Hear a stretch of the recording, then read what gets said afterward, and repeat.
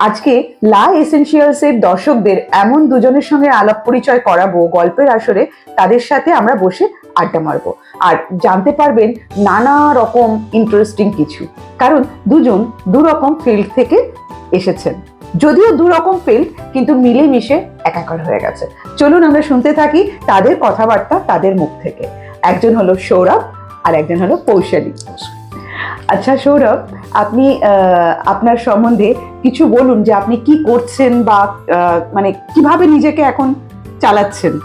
দেখুন, বিশেষ বলার কিছু নেই। আমি ইভেন্ট ম্যানেজমেন্ট ভালোবাসি এবং ইভেন্ট ম্যানেজমেন্ট নিয়েই কাজ করছি দীর্ঘদিন ধরে। সঙ্গে ক্যাটারিং পার্টও আমার রয়েছে। তো আমার মেন মোটো থাকে হচ্ছে ভালো খাওয়াবো এবং ভালোভাবে যে কাজের দায়িত্ব আমাকে দেন সবাই ভরসা করে, সেইটুকু দায়িত্ব সঠিকভাবে পালন করা, সেইটুকুর মধ্যেই সীমাবদ্ধ রাখি নিজেকে। হ্যাঁ, আপনার ক্যাটারিং এর তো নাম অনেক শুনেছি। তো কতদিন ধরে চলছে এই ক্যাটারিং বিজনেসটা? 15 ইয়ার্স হয়ে গেল। 15 বছর। 15 ইয়ার্স ধরে আমি সাপোর্ট দিয়ে আসছি ক্যাটারিং ইন্ডাস্ট্রি। রয়্যাল ক্যাটারিং এবং ইভেন্ট ম্যানেজমেন্ট দুটোই। তো আমার লা এসেনশিয়ালসদের দর্শকদের বলা রইলো, আপনারা যারা সৌরভ দার সঙ্গে যোগাযোগ করতে চান অবশ্যই যোগাযোগ করতে পারেন, কারণ তার নাম্বার, তার ঠিকানা, তার সমস্ত কিছু আমরা কিন্তু আমাদের স্ক্রিনে দিয়ে দেবো। তো সৌরভ দা, এই যে আপনি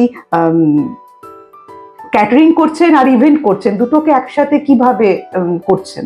শুরুটা করেছিলাম ইভেন্ট ম্যানেজমেন্ট দিয়ে। হ্যাঁ। তারপর দেখলাম ফুড আমাকে আলাদা ভেন্ডার্স হায়ার করতে হতো।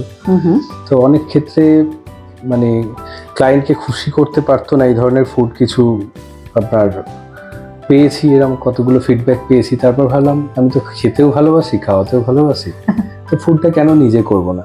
এবং কোথাও একটা নিজেকে প্রুভ করার ব্যাপার ছিল যে মানুষ যে টাকাটা খরচা করে একটা দিনই তার স্পেশাল ডেটাকে সেলিব্রেট করার জন্য এবং সবার কাছে নিজেকে তুলে ধরার একটা দিক এটা। তো এখনো পর্যন্ত বিয়ে বাড়ি বলুন, যে কোনো অনুষ্ঠান বাড়িতে খাওয়াটাকেই আমরা প্রাধান্য দিই। বাঙালিরা তো এমনি খেতে ভালোবাসে, তো সেখানে খাওয়াটা খুব একটা মানে এফেক্ট করে। তা আমি ভালো খাওয়াবো এবং পরিষ্কার পরিচ্ছন্নভাবে কোয়ালিটি মেনটেন করে খাওয়াবো, এবং দিনের শেষে কাজের শেষে সবাই বলবে হ্যাঁ ভালো খেয়েছি, কাজটা ভালো হয়েছে। এটা আমার কাছে মানে এই সম্মানটা প্রচন্ড ভ্যারি করে। আমি খুব আনন্দ পাই কাজটা করে। আপনি তো সব রকমের ইভেন্টগুলো করছেন, ডোমেস্টিক, কর্পোরেট। তো এই যে দুটো করছেন, দুটোটা আপনি কিভাবে মেজার করছেন? কিভাবে আপনি এই দুটোকে আলাদা আলাদাভাবে দেখছেন বা করছেন? দেখুন, প্রথমত এটা এমন কোনো বিশাল বড় ব্যাপার না, করতে করতে প্র্যাকটিস। এটা কর্পোরেট তার নিজস্ব একটা ঘরানা রয়েছে, তার কিছু লিমিটেশনস রয়েছে রিকোয়ারমেন্টসে। আর সোশ্যাল ইভেন্টে যেমন প্রতিনিয়ত চেঞ্জেস হচ্ছে, মানুষের চিন্তাধারা আপগ্রেড হচ্ছে, নতুন নতুন জিনিস চাইছে, আমাদেরও আপগ্রেড করে নিতে হয়। আর সোশ্যাল ইভেন্টের পার্টটা একটু বড়, এবং আমাদের অ্যাসোসিয়েটসরাও সমস্ত পার্টিস হেল্প করে একটা ইভেন্ট কমপ্লিট করতে, একার দ্বারা তো সম্ভব নয়। তো সেভাবেই ম্যানেজ। আর এই যে আপনি যে ইভেন্টগুলো করছেন বা এই যে ক্যাটারিংটা করছেন, এটার মধ্যে একটা মজাও আছে, তাই না? মানে অনেক অনেক লোকেদের সঙ্গে তো প্রথম কথা হচ্ছে পরিচয়, দ্বিতীয় কথা হচ্ছে যে নানা জায়গা ঘুরে বেড়ানোরও একটা রয়েছে, তাই না? তা বলতে পারেন। কাজের সূত্রে সারা পশ্চিমবঙ্গ, কেন পশ্চিমবঙ্গের বাইরেও আমাদের সার্ভিস রয়েছে। ওয়েস্ট বেঙ্গলের বাইরে আমরা রাঁচি, ধানবাদ, দুর্গাপুর, শিলিগুড়ি এবং পশ্চিমবঙ্গে আপনার ডেস্টিনেশন ওয়েডিং সূত্রে আমরা দীঘা, মন্দারমণি, এই সমস্ত জায়গাগুলোতে সবসময় প্রেফার করি। আর সব শেষে যখন মানুষজন খেয়ে বলে দারুণ খেলাম সৌরভ, খুব উপভোগ করি, মানে ইটস রিয়েলি এনজয়েবল। আর এটার জন্যই কাজটা করা সুন্দরভাবে।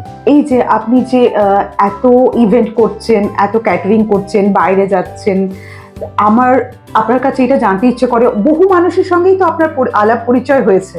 তো এমন কোনো ঘটনা এই সময় আপনার মনে পড়ছে যে এরকম কারোর সঙ্গে আপনার পরিচয় হয়েছে যেটা আপনার একদম মনের মধ্যে রয়ে গেছে? দেখুন, কর্মসূত্রে তো অনেকদিনই হলো ক্যাটারিং এবং ইভেন্ট নিয়ে।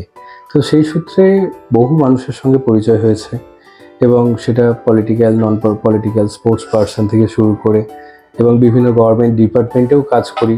যথেষ্ট মানে সবাই ভালোবাসেন আমার কাজকে, আমাকে না, আমার কাজকে ভালোবাসেন, নিষ্ঠার সঙ্গে কাজ করি বলে। তো পার্সোনাল ওইভাবে নাম নিলে অনেককে ভুলে যাব, অনেকে মনে কষ্ট পাবে যে আমার।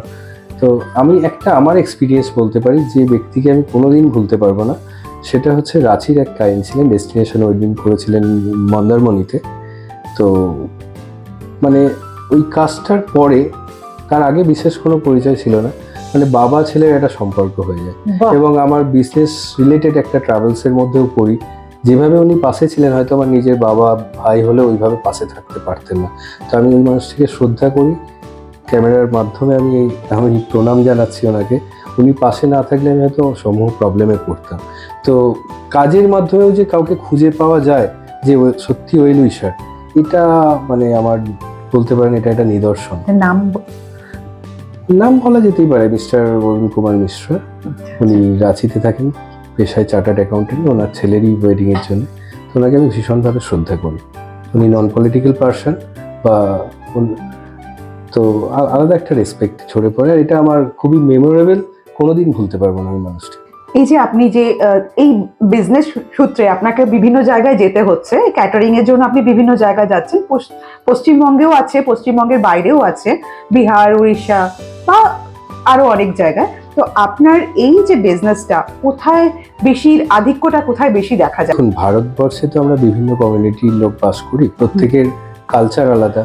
তো ন্যাচারালি ওয়েডিং এমন একটা রিচুয়ালস, সেখানে প্রত্যেকের ভিন্ন ভিন্ন মত রয়েছে, ভিন্ন ভিন্ন রিচুয়ালস রয়েছে, এবং সবাই সবার নিজের মতো করে সেলিব্রেট করে। একদম।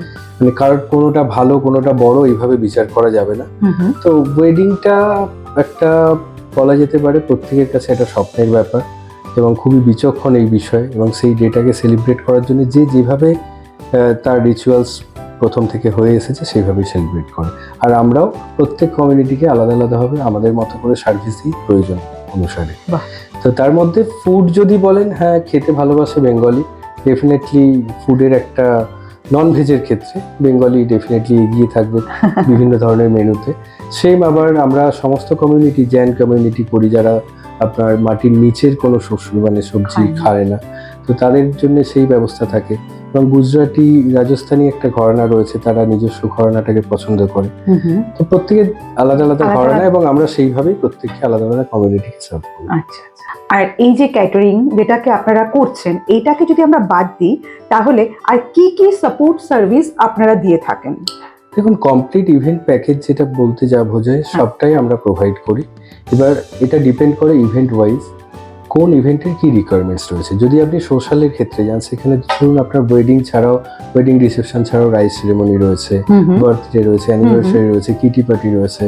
এছাড়া কর্পোরেটে গেলে পুল পার্টি, ডিলার্স মিট, এবং আরও picnic, official picnic, sports, marathon, সব ধরনের ইভেন্ট আমরা করি। তবে প্রত্যেকটা পারপাস মানে প্রত্যেকটা ইভেন্টের নিজস্ব রিকোয়ারমেন্টস থাকে, সেগুলো কমপ্লিট ফুলফিল করা আমাদের কাজ, এবং আমরা সেটা করে থাকি।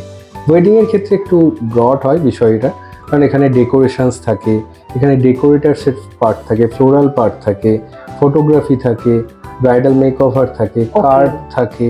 তো এরকম একটা বড় একটা সেক্টর, সেখানে ঘোড়ার গাড়ি থেকে শুরু করে ফায়ারওয়ার্কস থেকে সাপোর্ট দিচ্ছেন, মানে পুরো কাজটা আপনি একটা জায়গায় বসে আমাদের থেকে মানে হেডেক রিডিউস করাটা আমাদের অ্যাকচুয়ালি কাজ।